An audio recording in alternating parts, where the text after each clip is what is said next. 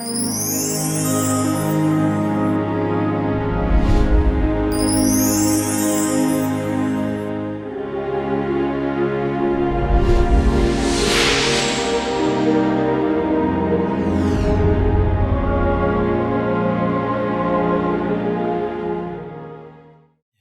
उठने के दिन का मुकद्दस मजमा आ चुका है। मुझे उम्मीद है कि आप जी उठने के दिन के जरिए बहुत सी बरकत हासिल करेंगे। जैसा कि हम सब अच्छी तरह जानते हैं कि जी उठने का दिन जिसे हम आज मना रहे हैं वो ईद है, जो मसीह के जी उठने की कुव्वत की यादगारी की ईद है, जब वो तीसरे दिन मुर्दों में से जी उठे थे।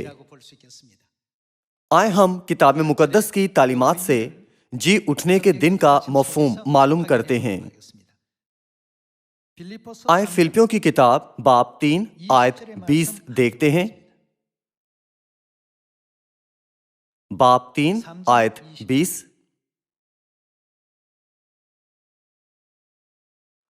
मगर हमारा वतन आसमान पर है और हम एक मुनज्जी यानी खुदावन यस्सु मसीह के वहां से आने के इंतजार में हैं।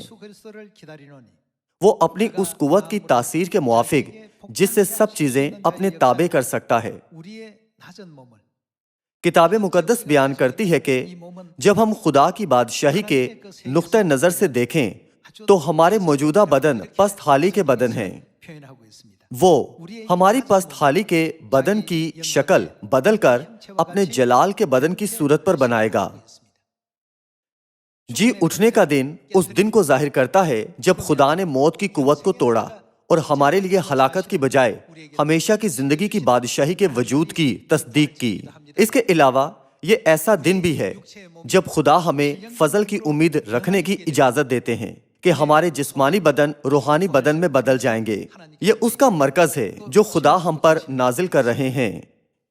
पुराने अहदनामा में जी उठने के दिन को पहले फलों का दिन कहा जाता था। पुराने अहदनामा के वक्त से ही पहले फलों का दिन हमेशा से इतवार को मनाया जाता था। आजकल ज्यादातर लोग इस वजह से नावाकिफ हैं कि क्यों मसीह इतवार को जी उठे थे। अगर हम खुदा की ईदों का बगौर मुताला करें तो हम देख सकते हैं कि पुराने अहदनामा के वक्तों में इतवार को फसल की कटाई के पहले फल का एक पूला खुदा को नजर किया जाता था। ये सबत के दिन से बिल्कुल मुख्तलिफ ईद है।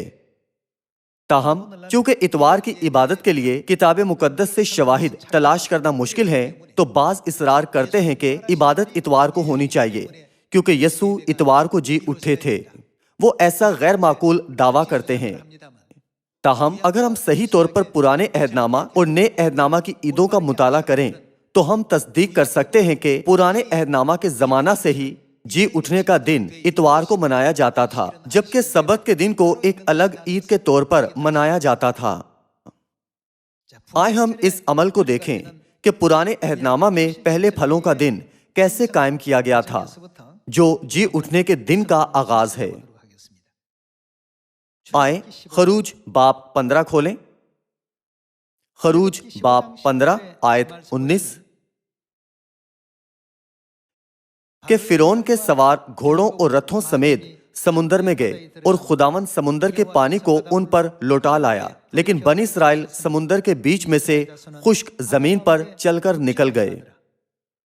आए आयत 20 से जारी रखें। तब हारून की बहन मरियम नबिया ने दफ हाथ में लिया और सब औरतें दफ लिए नाचती हुई उसके पीछे चली। और मरियम उनके गाने के जवाब में ये गाती थी, खुदावन की हमदो सना गाओ क्योंकि वो जलाल के साथ फतमंद हुआ है। उसने घोड़े को उसके सवार समेत समुंदर में डाल दिया है।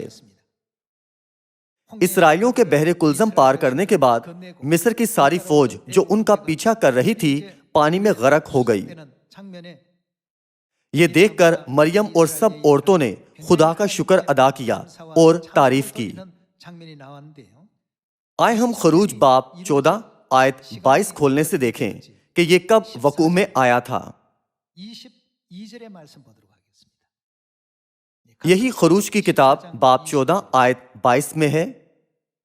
और बनी इस्राएल समुंदर के बीच में से खुश्क जमीन पर चलकर निकल गए और उनके दाहिने और बाएं हाथ पानी दीवार की तरह था اور مصریوں نے تعاقب کیا اور فرعون کے سب گھوڑے اور رتھ اور سوار ان کے پیچھے پیچھے سمندر کے بیچ میں چلے گئے۔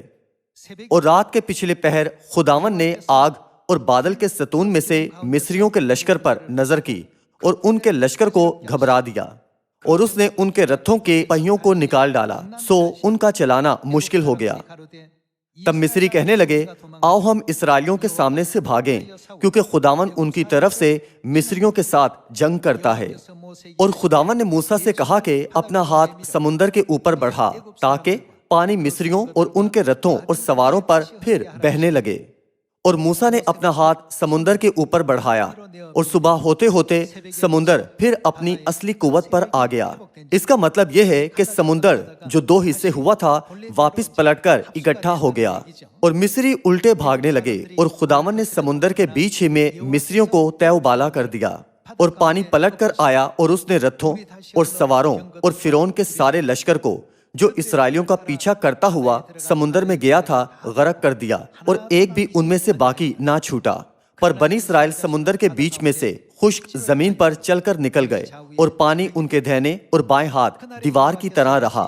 سو خداوند نے اس دن اسرائیلیوں کو مصریوں کے ہاتھ سے اس طرح بچایا، اور اسرائیلیوں نے مصریوں کو سمندر کے کنارے مرے ہوئے پڑے دیکھا۔ اور اسرائیلیوں نے وہ بڑی قدرت جو خداوند نے مصریوں پر ظاہر کی دیکھی، اور وہ لوگ خداوند سے ڈرے اور خداوند پر اور اس کے بندہ موسیٰ پر ایمان لائے۔ یہ تاریخی واقعہ مقدس کیلنڈر کے پہلے مہینے کی 22ویں تاریخ کو وقوع میں آیا تھا۔ اگر ہم اسے آج کے ہفتہ وار نظام پر لاگو کریں تو یہ اتوار ہوگا۔ اس اتوار کی صبح کو تاریکی کی قوتیں مکمل طور پر مٹ گئیں، اور اسرائیلیوں نے خدا کے فضل سے باحفاظت بحر کلزم عبور کر لیا اور ساحل پر جا نکلے۔ یہ واقعہ خروج کی کتاب میں درج ہے۔ اس بات کی یقین دہانی کے لیے کہ اسرائیلی ہر سال اس واقعے کو یاد رکھیں کہ خدا نے ایک عید قائم کی، یعنی پہلے پھلوں کا دن۔ خدا نے اس عید کا ضابطہ مقرر کیا کہ یہ اتوار کو منائی جائے۔ یہ سبت کے دن سے ایک الگ رسم ہے، اس لیے یہ کہنا سراسر غلط ہے کہ نئے عہد نامہ میں اتوار کو عبادت کی جاتی ہے کیونکہ یسوع اتوار کو جی اٹھے تھے۔ لوگ یہ پہلے پھلوں کے دن کے مفہوم کے ضمن میں عدم معرفت کے باعث کہتے ہیں۔ خدا ہمیں سکھاتے ہیں کہ گناہ کی قوت فنا ہو جائے گی، جس طرح مصری فوج بحر کلزم میں غرق ہو گئی تھی۔ خدا نے ہمیں مصری فوج کے علامتی بیان کے وسیلہ اس سبق سے آگاہ کیا ہے۔ آئیں احبار باب 23 آیت 10 پر ایک نظر ڈالیں۔ بنی اسرائیل سے کہہ کہ جب تم اس ملک میں جو میں تم کو دیتا ہوں داخل ہو جاؤ اور اس کی فصل کاٹو، تو تم اپنی فصل کے پہلے پھلوں کا ایک پولا کاہن کے پاس لانا، اور وہ اسے خداوند کے حضور ہلائے تاکہ وہ تمہاری طرف سے قبول ہو، اور کاہن اسے۔ یہ رسم کب واقع ہوئی؟ سبت کے دوسرے دن صبح کو ہلائے۔ وہ کاہن کے پاس فصل کے پہلے پھلوں کا ایک پولا لائے، اور کاہن نے اسے خدا کے حضور ہلایا تاکہ وہ ان کی طرف سے قبول ہو۔ اسی لیے اس کو پہلے پھلوں کا دن کا نام دیا گیا تھا۔ خدا نے انہیں حکم دیا تھا کہ پشت در پشت اس عید کو مانیں۔ جس دن مصری فوج کو شکست ہوئی اور اسرائیلی بحر کلزم سے پار اترے، وہ واقعی اتوار کا دن تھا۔ عید کی ایسی اہمیت کے ساتھ نظر کو بھی اتوار کو پیش کیا جانا تھا، یعنی سبت کے دوسرے دن۔ اس لیے کیا یسوع سبت کے دوسرے دن جی نہیں اٹھے تھے؟ وہ کون سا دن تھا؟ یہ اتوار کے روز سویرے تھا۔ خدا نے پیچیدہ طور پر تمام واقعات کو اس طرح سے جوڑا ہے۔ ان تمام نبوتوں کی مناسبت سے پرانے عہد نامہ میں پیشگی ہی مقرر تھا کہ یسوع مسیح جو سوئے ہوئے لوگوں میں پہلا پھل تھے، اتوار کو مردوں میں سے جی اٹھیں گے۔ اس سے شروع کرتے ہوئے آئے ہم پہلا کرنتھیوں باب 15 پر ایک نظر ڈالتے ہیں کہ کیسے یسوع پہلے پھلوں کے دن کی نظر بنے۔ پہلا کرنتھیوں باب 15 آیت 20۔ لیکن فی الواقع مسیح مردوں میں سے جی اٹھا ہے۔ وہ کیا ہوا ہے؟ اور جو سو گئے ہیں ان میں پہلا پھل ہوا۔ مسیح سوئے ہوں میں سے پہلے پھل ہوئے۔ دوسرے الفاظ میں وہ پہلے پھلوں کے دن کی نظر بنے تھے۔ اتوار وہ دن تھا جب پہلے پھلوں کی نظر خدا کے حضور ہلائی جاتی تھی تاکہ یہ قبول کی جائے۔ چنانچہ اسے سبت کے دوسرے دن ہونا چاہیے، اس لیے مسیح جو پہلے پھلوں کے دن کی نظر تھے کو اتوار کو جی اٹھنا تھا۔ چونکہ اتوار کی عبادت سورج دیوتا کی عبادت سے اختیار کی گئی ہے تو اس کا کوئی جواز نہیں ہے۔ زیادہ تر کلیسیائیں ناقابل انکار دعویٰ کرتی ہیں کہ وہ اتوار کی عبادت کرتی ہیں کیونکہ یسوع اتوار کو جی اٹھے تھے، اور عید پینتیکوست کا دن جب ابتدائی کلیسیا کو روح القدس ملا تھا اتوار کو آتا ہے۔ تاہم پرانے عہد نامہ میں موسیٰ کی شریعت کے مطابق پہلے پھلوں کا دن اور ہفتوں کی عید یعنی عید پینتیکوست کا دن کب منائے جاتے تھے؟ وہ سبت کے دوسرے دن اتوار کو منائے جاتے تھے۔ خدا نے انہیں یسوع مسیح کے اس زمین پر آنے سے 1500 سال پہلے ہی اس طرح قائم کیا تھا۔ پس پہلے پھلوں کا دن، ہفتوں کی عید اور سبت الگ الگ عیدیں ہیں۔ تاہم بعض یہ کہتے ہوئے جھوٹا اصرار کرتے ہیں کہ چونکہ یسوع اتوار کو جی اٹھے تھے اس لیے ہمیں اتوار کو عبادت کرنی چاہیے۔ جب ہم اس عید کا حقیقی مفہوم سمجھ لیں تو ہم ان کے جھوٹ کو بے نقاب کر سکتے ہیں۔ مسیح موت کی قوت کو توڑتے ہوئے جو سو گئے ہیں ان میں پہلا پھل ہوئے۔ حیران کن، جلالی اور معجزانہ جی اٹھنے کے وسیلہ جسے پہلے کبھی کسی انسان نے نہیں دیکھا تھا، انہوں نے ہمیں اعتماد اور ثبوت بخشا کہ ہم خدا کی بادشاہی میں اس پست حالی کے بدن کے ساتھ نہیں بلکہ روحانی بدن کے ساتھ داخل ہوں گے۔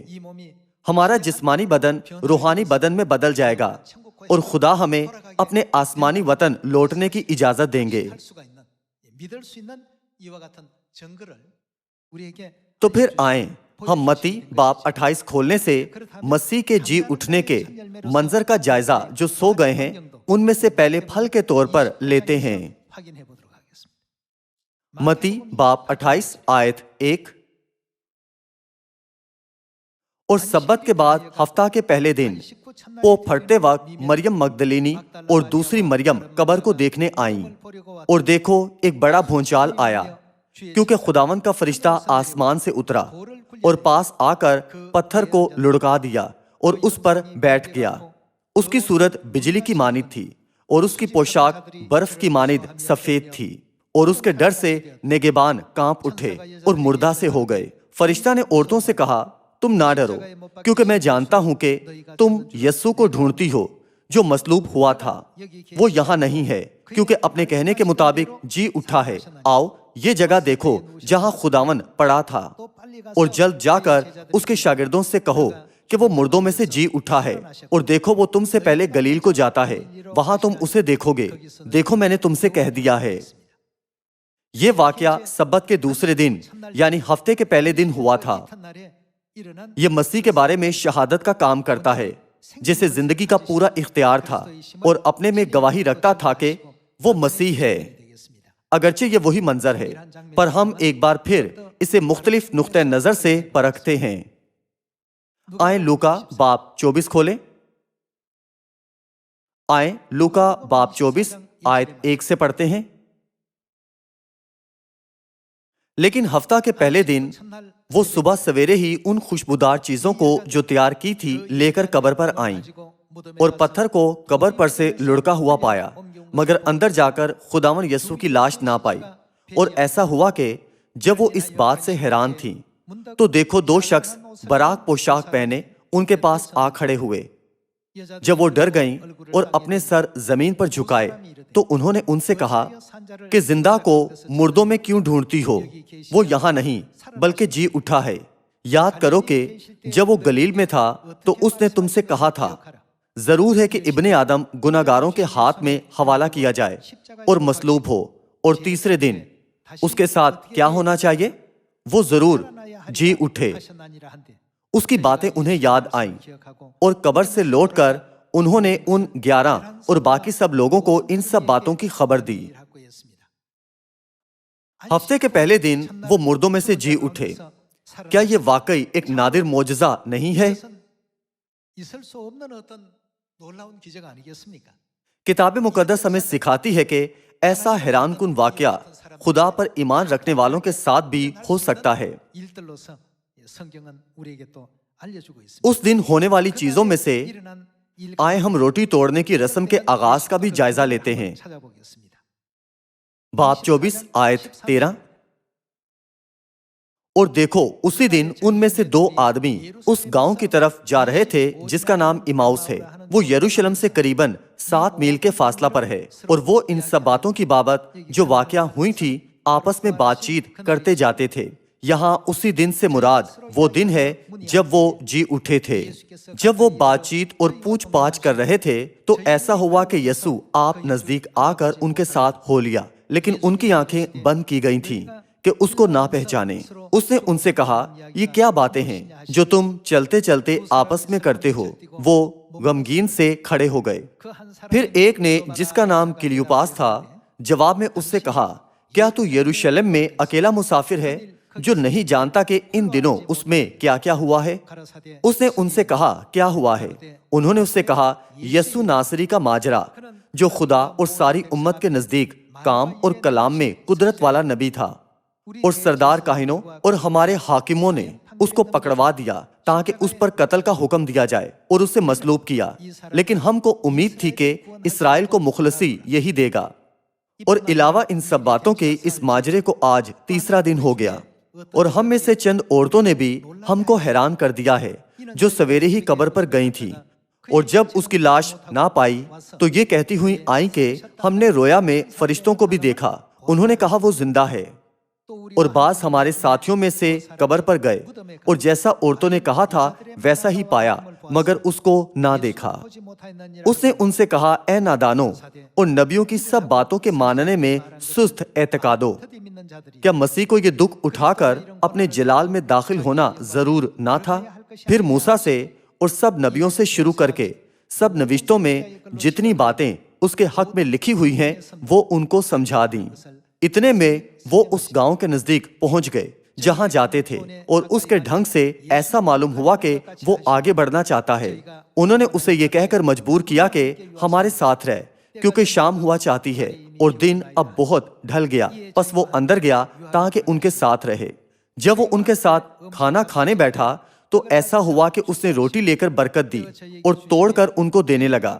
اس پر ان کی آنکھیں کھل گئیں اور انہوں نے اس کو پہچان لیا، اور وہ ان کی نظر سے غائب ہو گیا۔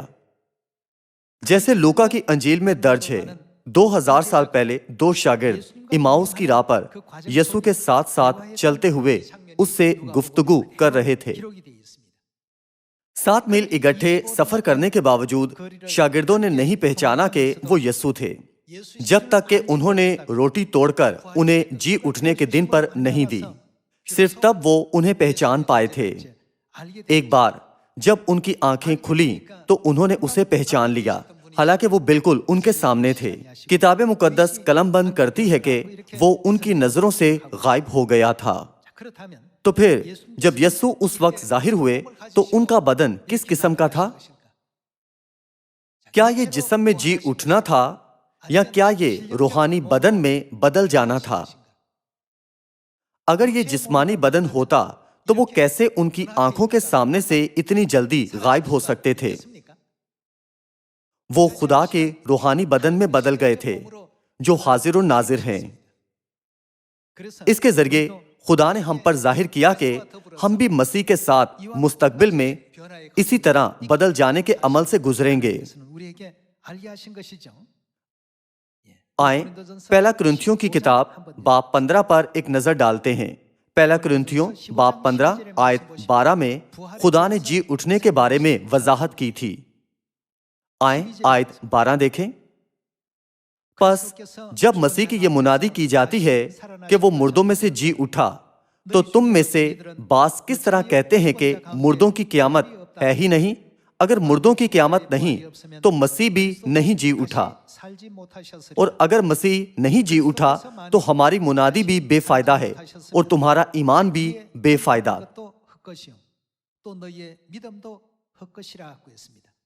آیت 15 بلکہ ہم خدا کے جھوٹے گواہ ٹھہرے کیونکہ ہم نے خدا کی بابت یہ گواہی دی کہ اس نے مسیح کو جلا دیا حالانکہ نہیں جلایا۔ اگر بالفرض مردے نہیں جی اٹھتے اور اگر مردے نہیں جی اٹھتے تو مسیح بھی نہیں جی اٹھا، اور اگر مسیح نہیں جی اٹھا تو تمہارا ایمان بے فائدہ ہے، تم اب تک اپنے گناہوں میں گرفتار ہو۔ بلکہ جو مسیح میں سو گئے ہیں وہ بھی ہلاک ہوئے۔ اگر ہم صرف اسی زندگی میں مسیح میں امید رکھتے ہیں تو سب آدمیوں سے زیادہ بد نصیب ہیں۔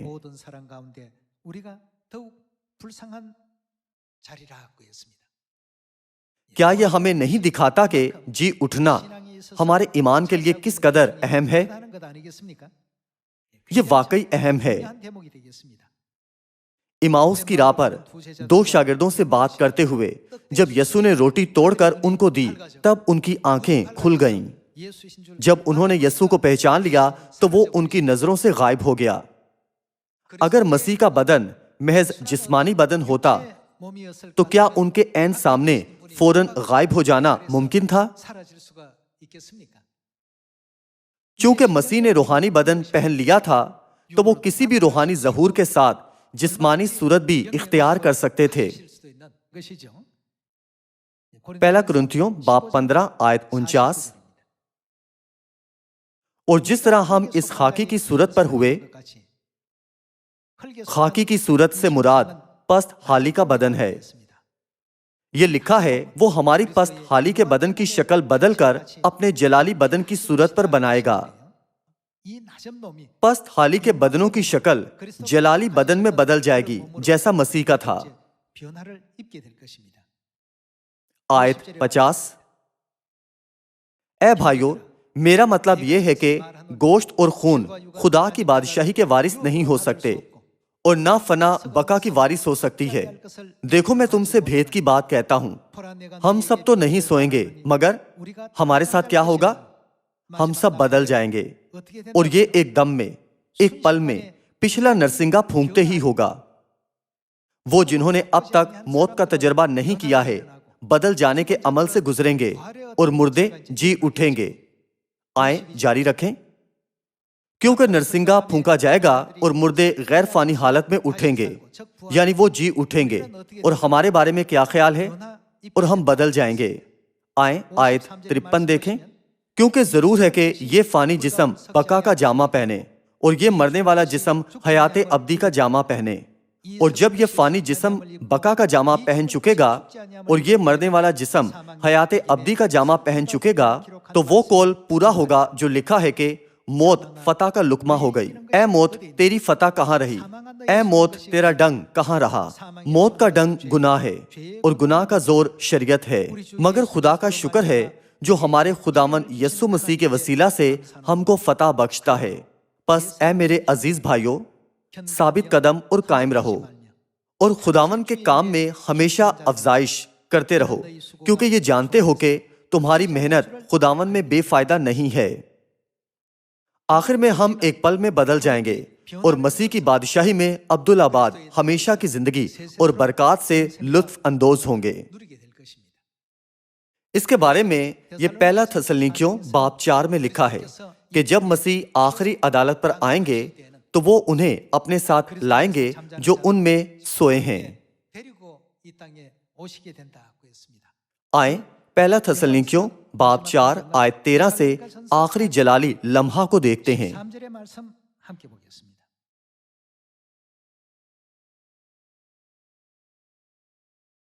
اے بھائیو، ہم نہیں چاہتے کہ جو سوتے ہیں ان کی بابت تم ناواقف رہو، تاکہ اوروں کی مانند جو نا امید ہیں غم نہ کرو۔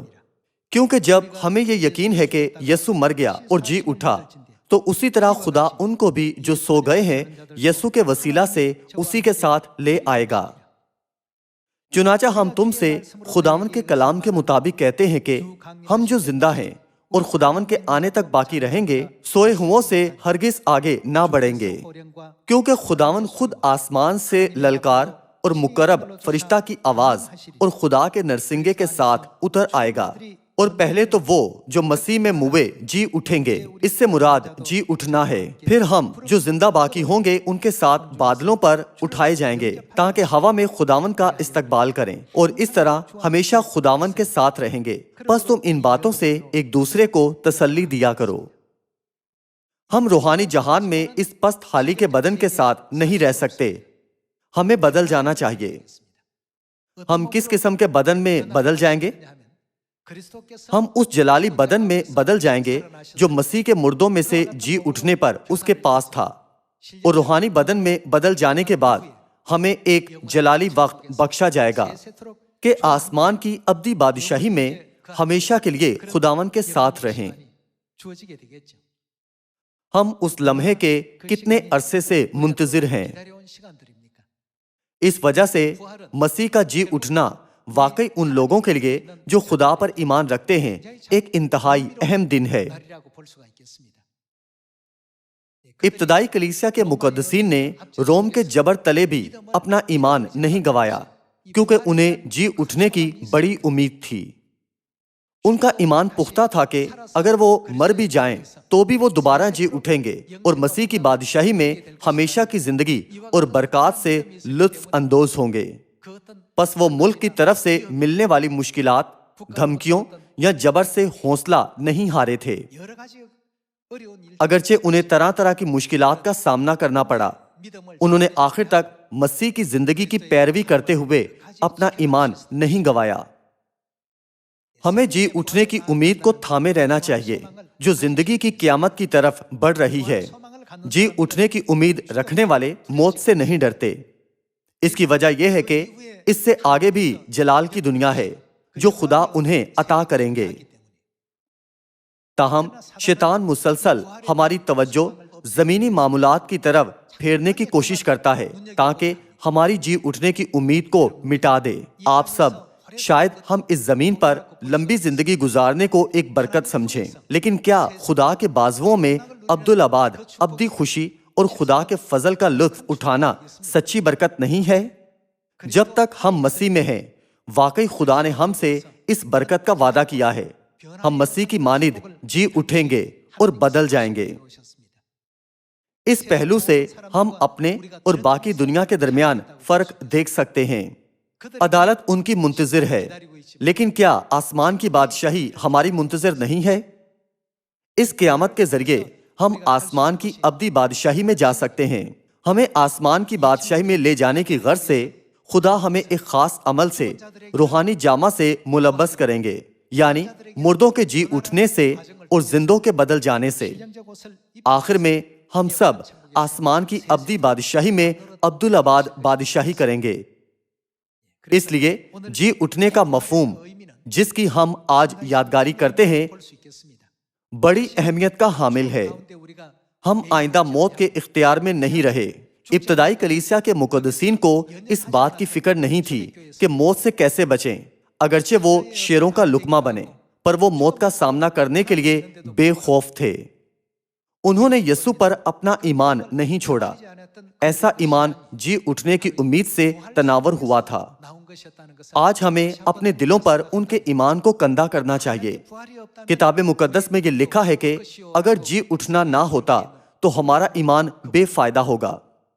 دنیا کے لوگ صرف زمینی چیزوں کو دیکھتے ہیں، تاہم کیا خدا ہمیں اجازت نہیں دیتے کہ نہ صرف اس زمین کی چیزیں دیکھیں بلکہ آسمانی چیزوں کو بھی دیکھیں؟ آئیے ہم یہ سوچتے ہوئے جی اٹھنے کے دن کے مفہوم کو یاد کرتے ہیں کہ کیا میں آسمان کی بادشاہی کا جو بہت نزدیک ہے منتظر رہ کر مناسب طور پر آسمان میں برکات جمع کر رہا ہوں؟